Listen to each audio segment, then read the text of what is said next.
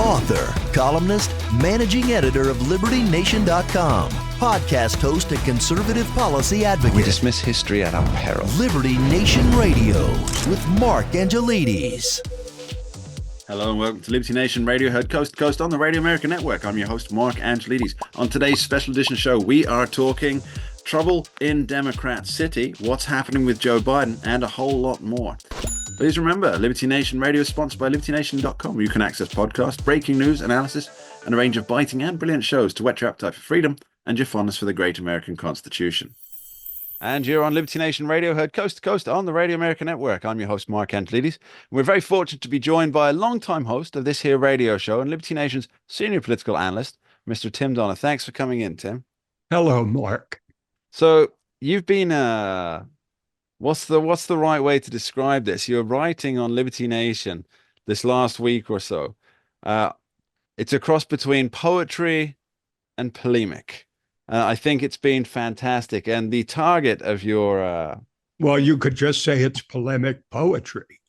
We could say that. We could say that. Or poetic polemics. Yeah. The target has one way or the other. Thank you for that. You're very welcome. It's well worth a read. Those of you listening on the radio here, the particular target that you've been looking at this week is the rather depressing destruction of the Democratic Party, but also in particular and specifically their inability to understand why Joe Biden was such a harbinger of their 2024 demise. And it seems that some people are realizing it, but they're still refusing to look at any remedies towards that. And I think it's an almost fatalistic approach that leading members of the Democratic Party have at the moment towards their position, because unless you recognize a problem, you're doomed to repeat it again and again. And you wrote a fascinating piece called Biden is Back as Infuriated Democrats Cringe. And it's fantastic. Give us the brief overview just for those who might want to go and read it. Well, I guess the bottom line is that the Democratic Party, because their past is so distressing and they haven't figured out the future, they're sort of stuck in a time warp. And Joe Biden returning to the scene of the crime, so to speak, to the public square with appearances on BBC and most notably The View, were definitely cringeworthy stuff for Democrats. One of the Democratic strategists that I quoted in the story referred to Biden's refusal to even admit that he was in any sort of cognitive decline.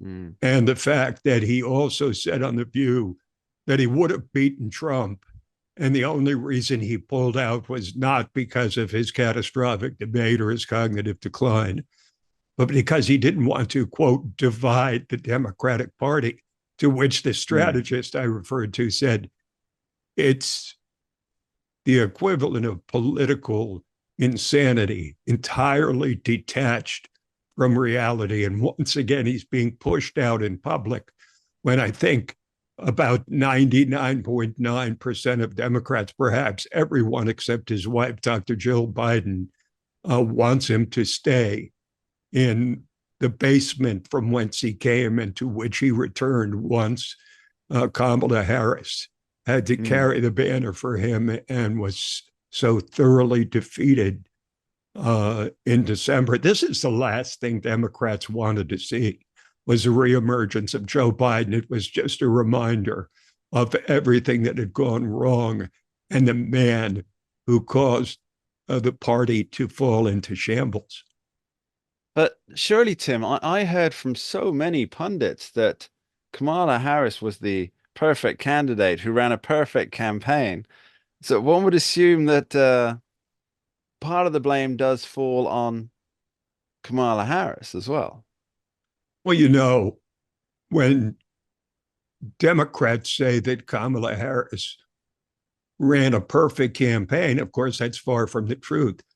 I think, though, you could make the case that she ran an error-free campaign. And that's because she took no chances. She said nothing. She fell back on bromide, such as I was raised in a middle-class family, which she repeated dozens and dozens of times. May I interject there, Tim? I was raised in a middle-class family.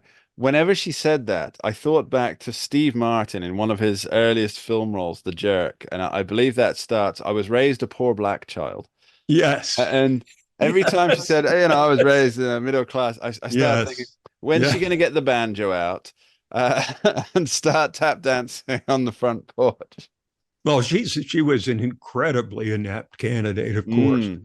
But she made no errors because she took no chances and talked about nothing except platitudes and bromides and, heavily, shall we say, airbrushed language from her strategists. But I mean, it's not her fault that the Democrats lost that election so badly. She did the best she could with her extremely limited political skills. It was Joe Biden. It's all about Joe Biden. He was ground zero for the utter collapse of the Democratic Party. And he still won't even admit, Mark, that he should have either not run for a second term or that he should have dropped out much earlier when it was obvious he wasn't up to a second term.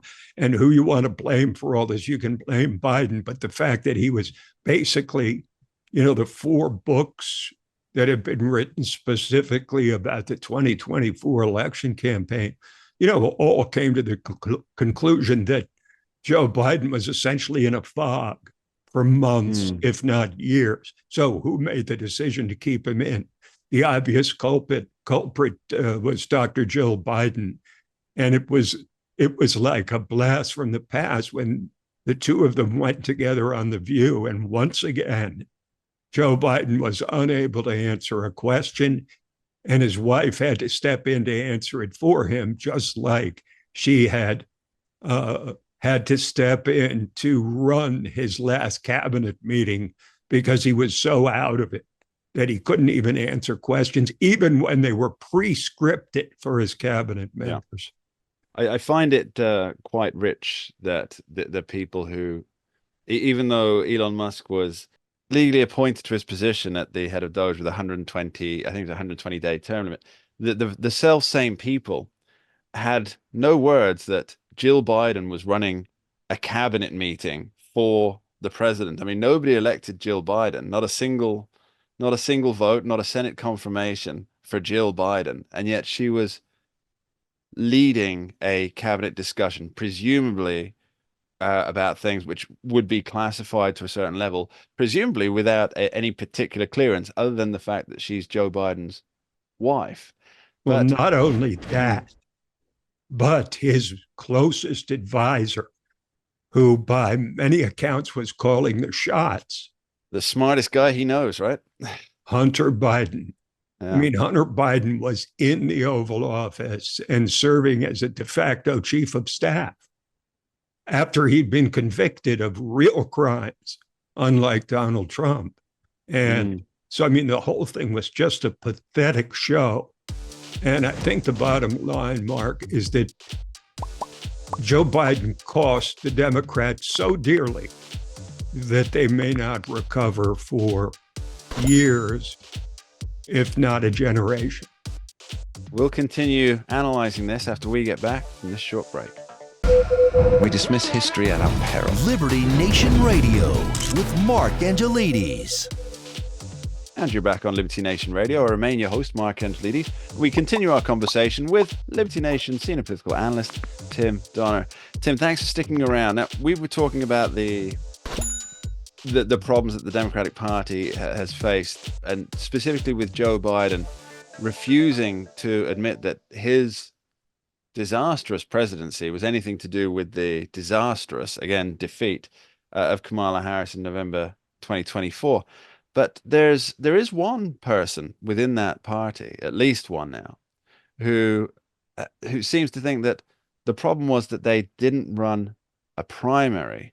Now, pretty much everybody, and I'm including specifically Democrat voters or traditionally Democrat voters who would have liked to say in who their standard bearer was. But we had Amy Klobuchar, Minnesota, senator from Minnesota, um, last week, I think it was, and she said, you know, everything we look at in the rearview mirror after you lose an election, yes, we would have been better served by a primary, but we are where we are. Now, she's right, of course, because there were a lot of people who thought, well, this is very undemocratic of the Democratic Party.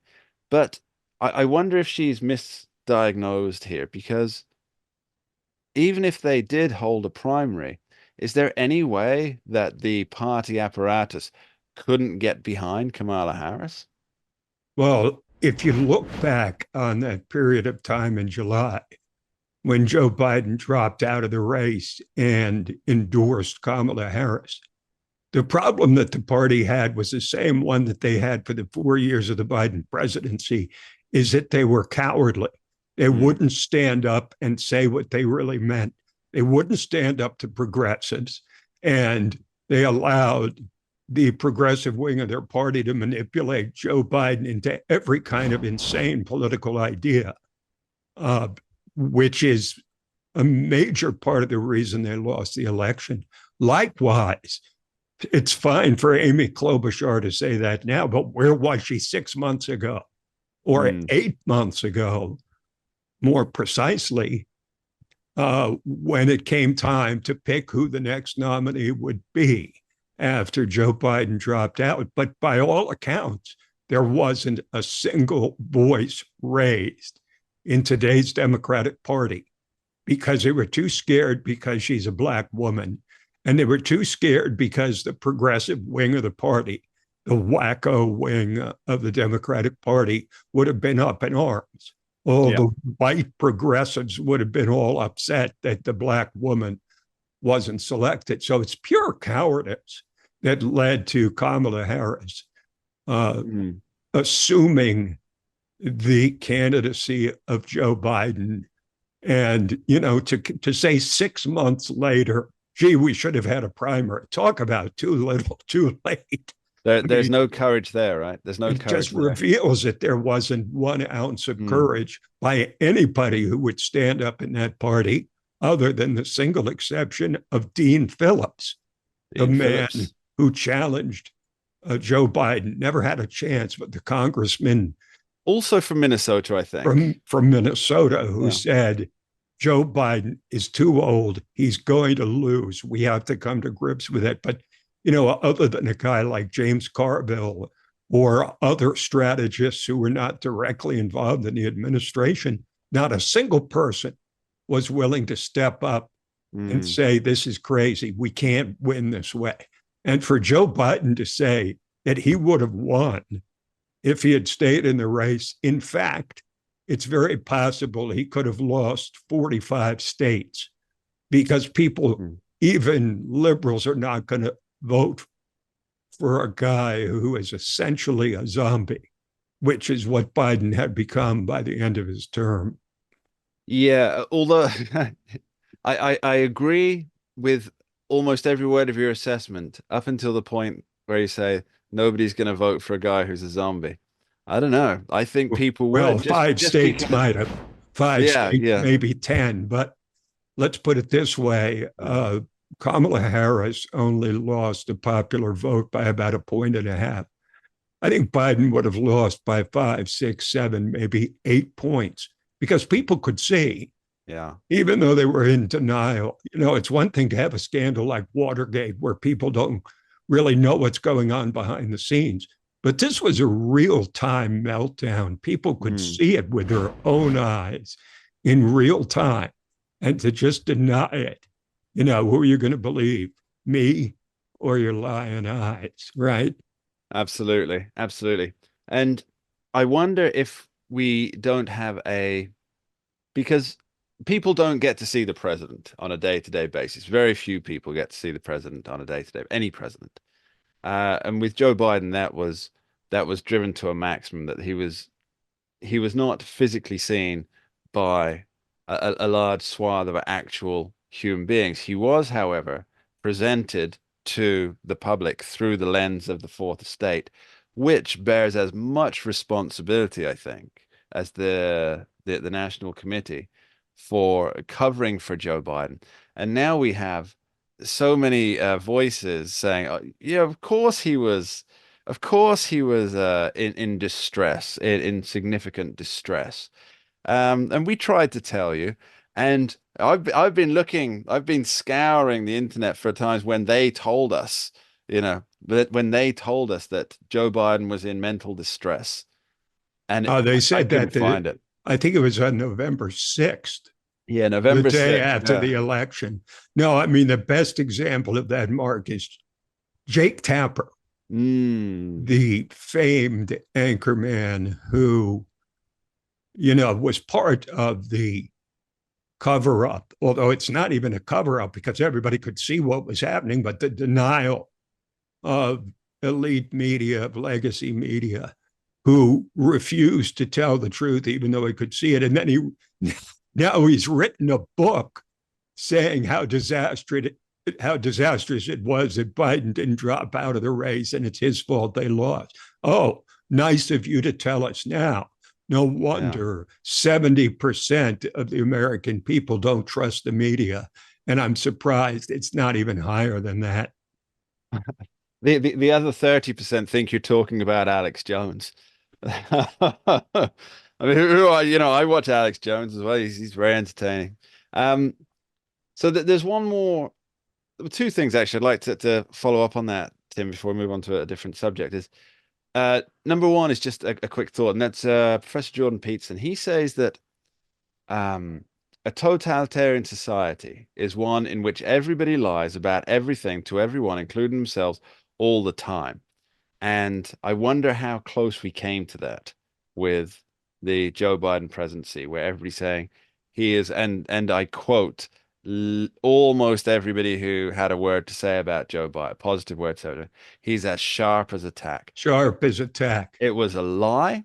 They knew it was a lie. The people who were listening knew it was a lie. The voters knew it was a lie. And seemingly the only person who didn't know it was a lie was Joe Biden. And yet everybody went along with it. And for me, I know it's a tangential point, but for me, we were that close, I think, I'm holding my fingers very close together to accepting one of the first tenets of totalitarianism, where we accept that a lie can be the truth because it's better for something, whether that's it's a sort of thing where you say, if you tell a lie often enough, it becomes the truth. And the truth is, in this case, as you know about the old expression, the emperor has no clothes. Yeah. But that story came from the basis of there was somebody who finally would say, hey, the emperor has no clothes. Everybody could see it. Nobody would say anything until one person stepped up, a young child, I think, as the story goes, who said, what's wrong here? The emperor has no clothes.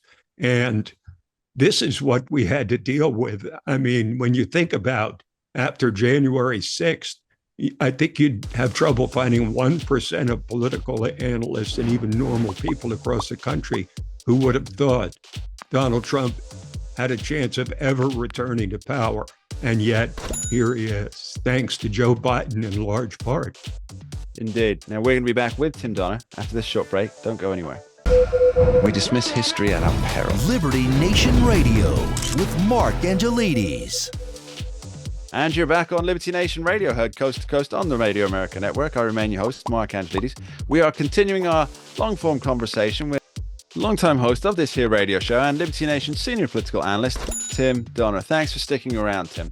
So I want to move the conversation to what's happening with Donald Trump. And there's something that it's really becoming apparent to me now. And it's something that I have been writing about and talking about for some weeks now, that the areas that a lot of people on the left are criticizing Donald Trump for, they're all long game situations. So deporting illegal migrants. We thought actually stopping the flow of people across the border was a long-term issue to deal with, but apparently it turns out that was just political will that was needed, and they dropped straight away.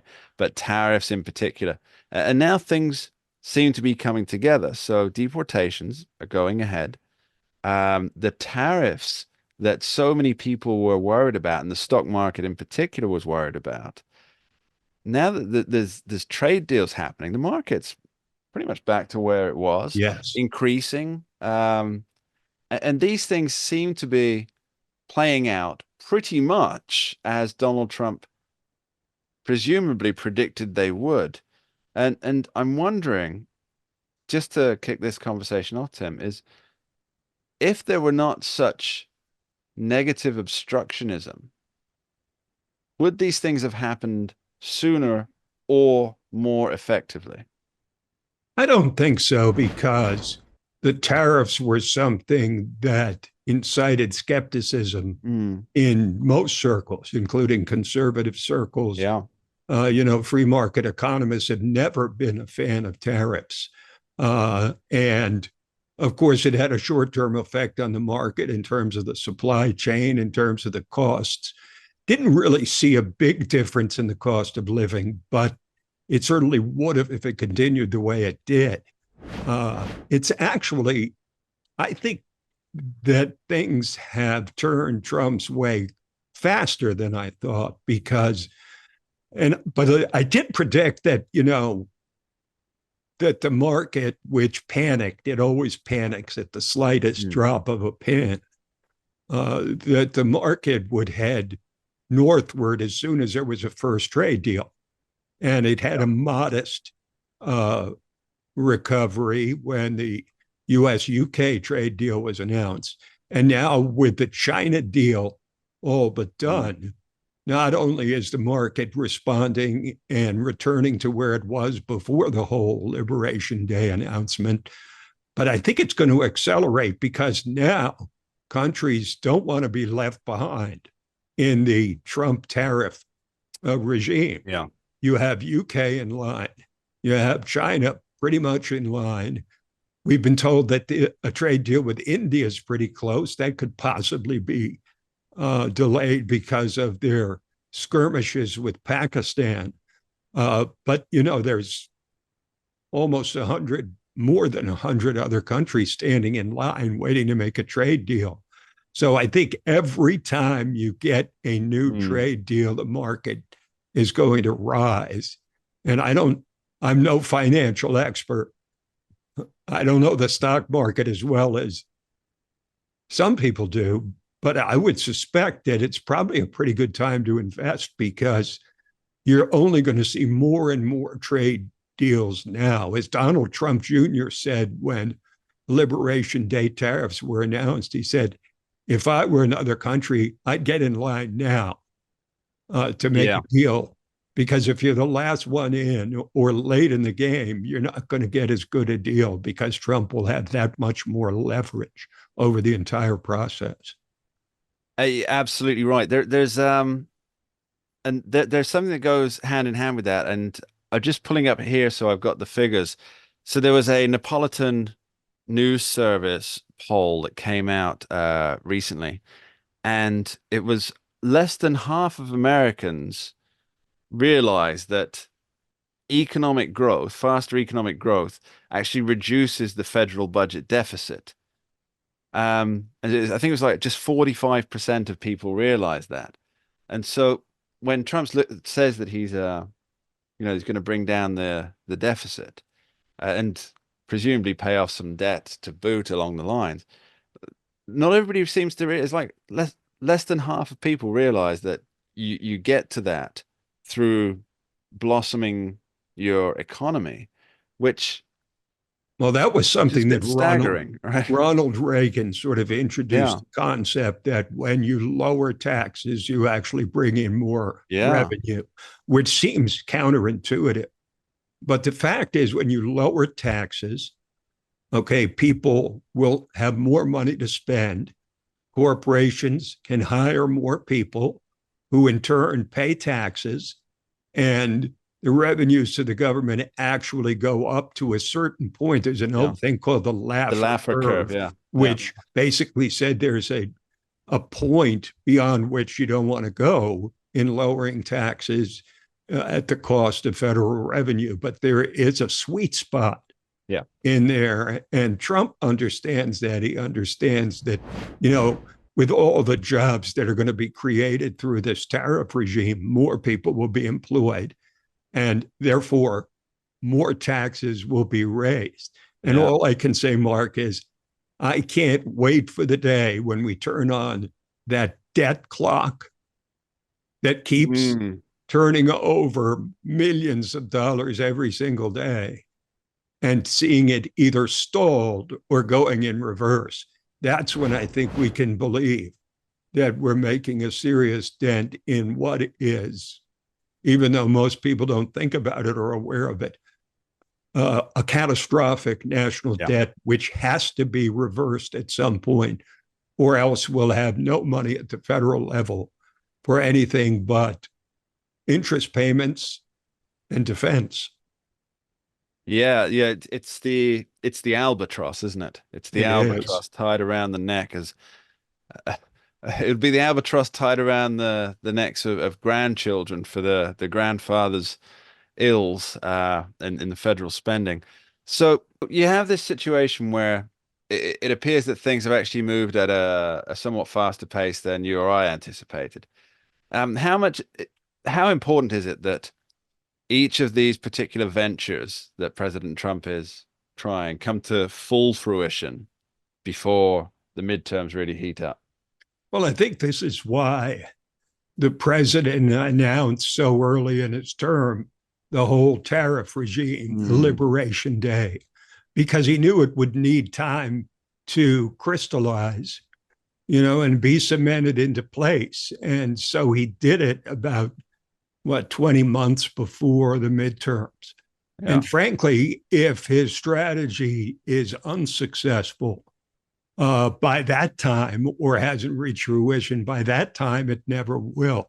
But I think we're seeing already that it's a matter of the degree of success rather than whether he'll be successful or not. I think a big question is what kind of revenue gains we can enjoy, experience once, the smoke clears and the dust settles in all these negotiations. Because I think one thing people don't realize is that these trade deals are very complicated. Yeah. They ordinarily take months and months to negotiate because there's so many. It's not just a matter of saying, here's a tariff, here's your tariff, here's my tariff. There's so many other non-tariff related issues that have to be worked out precisely between countries. And so actually, you could say the UK-US trade accord was actually put in place pretty quickly. And now we have China, which I think with China, what Trump has done is he has played the art of the deal perfectly because China was really suffering. People were losing their jobs. Ports were full of ships with merchandise they couldn't ship out. And, for an export economy, China could hardly afford for this to go on for long. So sorry, Tim, that really is something worth pointing out. So there were no ships coming in to the US, or fewer ships coming into the US, and a lot of I don't want to say chicken littlers because there's some very serious concerns with what's happening with the economy for American livelihoods, but there are a lot of people worried that, well, this is going to hurt us more, but it's really not that situation because China, as you say, it's an export economy. So when they stop exporting all of the, and let's be fair, a lot, there are some very valuable things that come out of China, but a lot of it is trinket junk, famously so. Yeah. And so, another part, when those aren't going out, people are losing their jobs. But if those things aren't coming into America, who really cares? Well, another thing that Trump understands in the art of the deal is that it should be a plus-sum game, not a zero-sum where one side wins and the other side loses, because those kind of deals are not sustainable. They will generally foment political opposition in the country that loses the negotiation. Trump understands that it needs to be a win-win where both sides increase their standing in the context of a trade deal. And, I think we could see that with the UK. They got something. The US got something. And the outlines of this China deal appear to basically resulting in the same thing, where China will catch some breaks, the US will catch some breaks. I think the big question is how much revenue is going to be added when everything is finally in place. Because Trump's dream, and we talked about this before, is to replace the income tax for lower income Americans with tariff revenue. But that's a long way away. It's ambitious, and my trust in government in general leads me to think, well, if there's a lot of extra cash sitting around, government will find a way to spend it. We'll be back with Tim Donner after this short break. We dismiss history at our peril. Liberty Nation Radio with Mark Angelides. And we're back for our final segment with Liberty Nation senior political analyst and longtime host of this here show, Tim Donner. Tim, I want to talk about budgets. And I made the point to you off camera that, to me, it seems that historically, at least, the political left has wanted no spending to be discretionary, and they want all of it accounted for and no cuts in anything, whether that's trans comic books for Ecuador to gay liberation plays in Ireland for the ambassador, because a good ambassador can't do without a gay liberation play every year or so.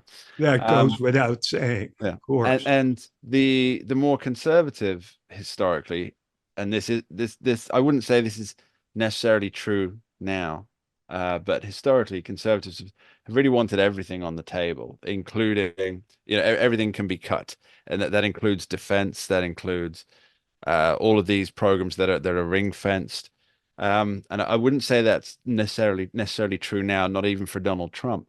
And you brought up a great point that I think is worth exploring with our listeners about Jimmy Carter. When Jimmy Carter came to Washington, he wanted to enforce something that he had been able to do when he was governor of Georgia. And the concept was zero-based budgeting, which is contrary to Washington, where the typical mindset is, well, of course, we're going to get the same budget as last year, and a increase of 2% or 4% or 5% is just presumed. But Carter's idea, which he was never able to pull off because he didn't have anywhere near the kind of political support he needed for it, was what he called zero-based budgeting, where each department, each cabinet secretary, each agency would start each new year, fiscal year, with a budget of zero.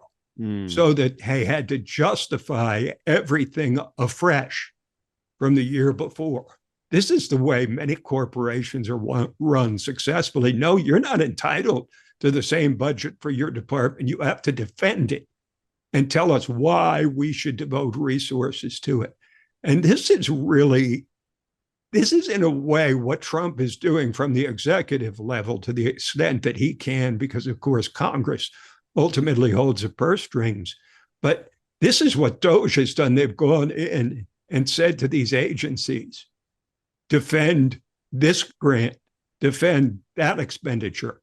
What is this all about? And if they can't defend it, it's being cut.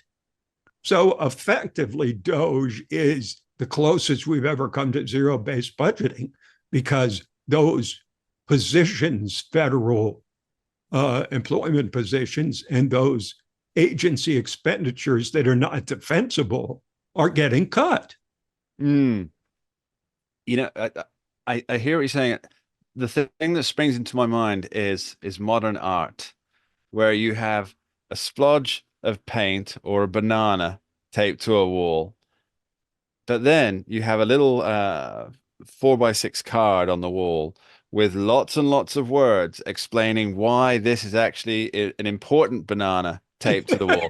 And the more words they use to explain, and the longer words, they're using some real $50 words there. They used to be $10 words, but inflation, Yes. And they use all these words. And so the average person think, oh, maybe I'm not smart enough to understand why this banana taped to the wall is good art.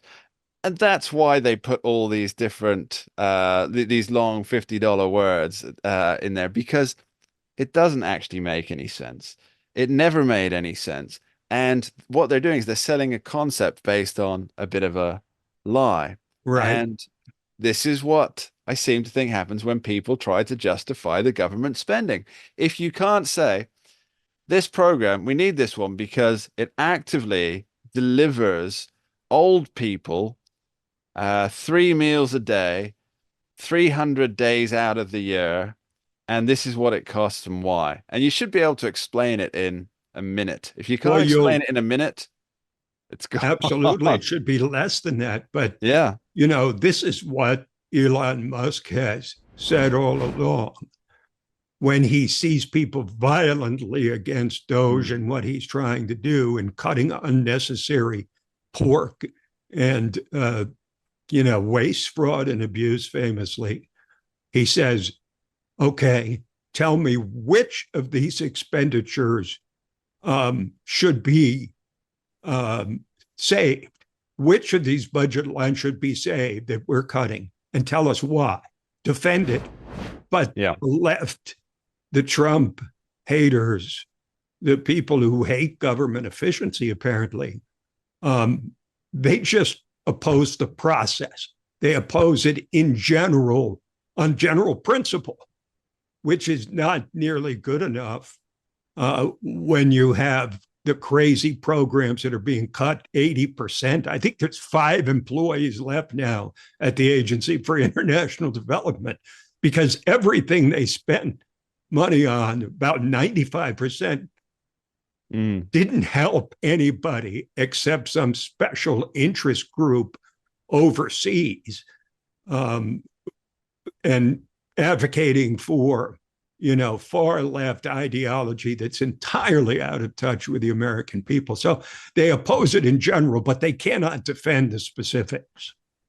It's so interesting that you bring that up, Tim, because there was a poll by Rasmussen this last week, Rasmussen reports, and it was 71% of those who vote Democrat. And worryingly, I think it was almost half of those who vote Republican believe that would support a hypothetical law that would imprison Musk for his role in the Department of Government Efficiency.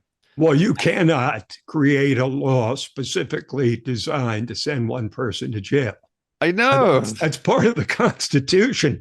But I find that not only startling and inexplicable, but very disturbing.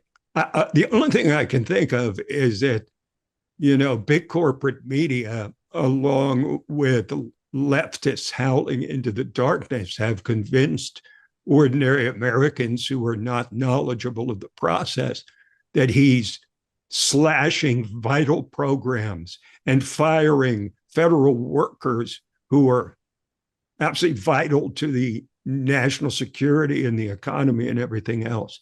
And so the level of ignorance to have that many people believe that, even among Democrats, it's truly frightening how uninformed and unenlightened so many people are who don't follow politics, so they just read the top line of a story and they believe what they read. And that, unfortunately, is where we are. Tim Donner, thanks ever so much for being with us today. Always a great pleasure, Mark. Thanks. And that's all we have time for on this week's edition of Liberty Nation Radio, heard coast to coast on the Radio America Network. I've been your host, Mark Angelides.